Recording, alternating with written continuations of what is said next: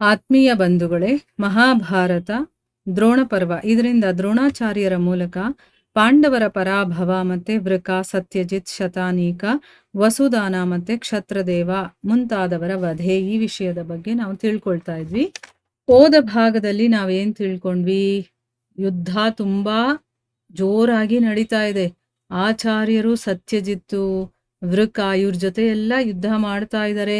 ಆಮೇಲೆ ಸತ್ಯಜಿತ ಮತ್ತೆ ಧನಸ್ಸು ಕತ್ತರಿಸಲ್ಪಟ್ಟಿದ್ರು ಕೂಡ ಆಚಾರ್ಯರ ಮುಂದೆ ನಿಂತೇ ಇದ್ದ. ಯುದ್ಧದಿಂದ ಅವನು ಆ ಕಡೆ ಈ ಕಡೆ ಹೋಗ್ಲಿಲ್ಲ. ಆದ್ರೂ ಕೂಡ ಅವನ ಉತ್ಸಾಹವನ್ನು ನೋಡಿ ಆಚಾರ್ಯರು ಅರ್ಧಚಂದ್ರಾಕಾರದ ಬಾಣದಿಂದ ಅವನ ತಲೆಯನ್ನ ಎಗರಿಸ್ಬಿಡ್ತಾರೆ.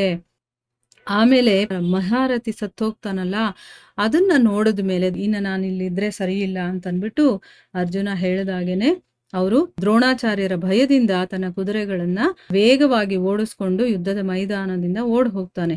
ಆಮೇಲೆ ಆಚಾರ್ಯರ ಮುಂದೆ ಮತ್ಸ್ಯರಾಜ ವಿರಾಟನ ಚಿಕ್ಕ ತಮ್ಮ ಶತಾನಿಕ ಬರ್ತಾನೆ. ಅವ್ರಿಗೂ ಅವನಿಗೂ ಯುದ್ಧ ನಡೆಯುತ್ತೆ.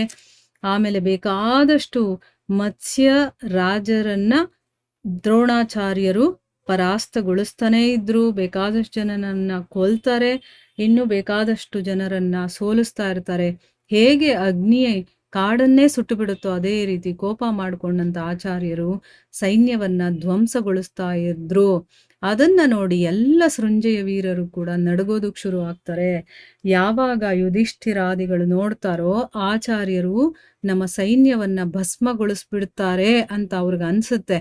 ಆಗ ಅವರ ಮೇಲೆ 4 ಕಡೆಗಳಿಂದ ಅವರು ಮುತ್ತಿಗೆ ಹಾಕ್ತಾರೆ.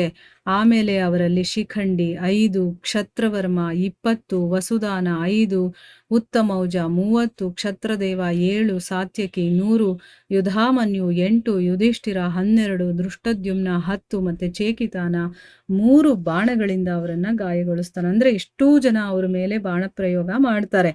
ಆಗ ದ್ರೋಣರು ಎಲ್ಲಕ್ಕಿಂತ ಮೊದಲು ದೃಢಸೇನನನ್ನ ಪರಾಶಾಯಿಗೊಳಿಸ್ತಾರೆ.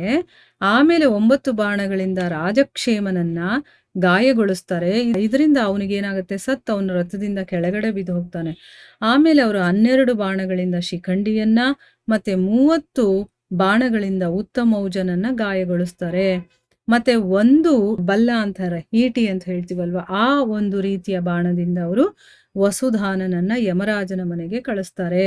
ಆಮೇಲೆ 80 ಬಾಣಗಳಿಂದ ಶಸ್ತ್ರವರ್ಮನ ಮೇಲೆ ಮತ್ತೆ 26 ಬಾಣಗಳಿಂದ ಸುದಕ್ಷಿಣನ ಮೇಲೆ ದಾಳಿ ಮಾಡ್ತಾರೆ. ಮತ್ತೆ 1 ಈಟಿಯಿಂದ ಕ್ಷತ್ರದೇವನನ್ನ ರಥದಿಂದ ಕೆಳಗಡೆ ಬೀಳಿಸ್ತಾರೆ. ಆಮೇಲೆ 66 ಬಾಣಗಳಿಂದ ಯುಧಾಮನ್ಯುವನ್ನ ಮತ್ತೆ 30 ಬಾಣಗಳಿಂದ ಸಾತ್ಯಕಿಯನ್ನ ಹೊಡೆದು ಅವರು ವೇಗವಾಗಿ ಧರ್ಮರಾಜ ಯುಧಿಷ್ಠಿರನ ಮುಂದೆ ಬರ್ತಾರೆ. ಇದನ್ನ ನೋಡಿ ಯುಧಿಷ್ಠಿರ ತನ್ನ ಕುದುರೆಗಳನ್ನ ವೇಗವಾಗಿ ಓಡಿಸ್ಕೊಂಡು ಯುದ್ಧ ಕ್ಷೇತ್ರದಿಂದ ಓಡ್ ಹೋಗ್ತಾನೆ. ಈಗ ಆಚಾರ್ಯರ ಮುಂದೆ ಪಾಂಚಾಲ ರಾಜಕುಮಾರ ಒಬ್ಬ ಬಂದು ನಿಂತ್ಕೊಳ್ತಾನೆ. ಆಚಾರ್ಯರು ಏನ್ ಮಾಡ್ತಾರೆ, ತಕ್ಷಣನೇ ಅವನ ಧನಸ್ಸನ್ನ ಕತ್ತರಿಸ್ತಾರೆ. ಮತ್ತೆ ಸಾರಥಿ ಕುದುರೆಗಳ ಸಹಿತ ಅವನ ಕೆಲಸವನ್ನ ಮುಗಿಸ್ತಾರೆ. ಅಂದ್ರೆ ಅವನನ್ನ ಕೊಂದೇ ಬಿಡ್ತಾರೆ ಅಂತ ಅರ್ಥ. ಆ ರಾಜಕುಮಾರರು ಸತ್ತ ಮೇಲೆ ಸೈನ್ಯದಲ್ಲಿ 4 ಕಡೆಗಳಿಂದ ದ್ರೋಣರನ್ನ ಕೊಲ್ಲಿ ಈ ರೀತಿಯ ಒಂದು ಶಬ್ದಗಳು ಬರೋದಕ್ಕೆ ಶುರುವಾಗುತ್ತೆ. ಅಂದ್ರೆ ಅವ್ರು ಇರೋವರೆಗೂ ನಮಗ್ ತೊಂದ್ರೆ, ಅದಕ್ಕೆ ಮೊದಲು ಅವರನ್ನ ಕೊಲ್ಲಿ ಅನ್ನೋ ರೀತಿಯಲ್ಲಿ ಮಾತಾಡ್ತಾ ಇರ್ತಾರೆ. ಆದ್ರೆ ಆ ಅತ್ಯಂತ ಕ್ರೋಧಾತುರರಾದಂತಹ ಪಾಂಚಾಲ, ಮತ್ಸ್ಯ, ಕೇಕಯ, ಸೃಂಜಯ ಮತ್ತೆ ಪಾಂಡವ ವೀರರನ್ನ ದ್ರೋಣಾಚಾರ್ಯರು ಗಾಬರಿಗೊಳಿಸ್ತಾರೆ. ಅಂದ್ರೆ ಅವ್ರು ಹೆದರ್ಕೊಳ್ಬೇಕು ಆ ರೀತಿ ಮಾಡ್ತಾರೆ.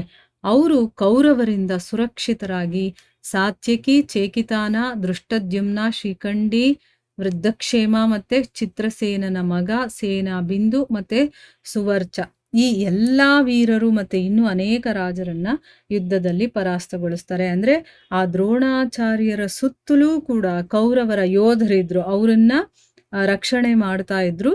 ಅವ್ರ ಮಧ್ಯದಲ್ಲಿ ದ್ರೋಣಾಚಾರ್ಯರಿದ್ದು ಇಷ್ಟೆಲ್ಲ ರಾಜರು ಮತ್ತೆ ಇಷ್ಟೆಲ್ಲ ವೀರರನ್ನ ಯುದ್ಧದಲ್ಲಿ ಪರಾಸ್ತಗೊಳಿಸ್ತಾರೆ.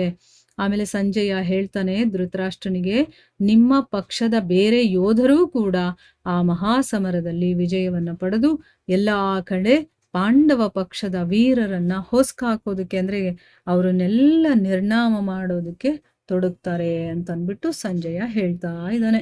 ಇಲ್ಲಿಗೆ ನಾವು ನಿಲ್ಸೋಣ. ಹರೇ ಕೃಷ್ಣ.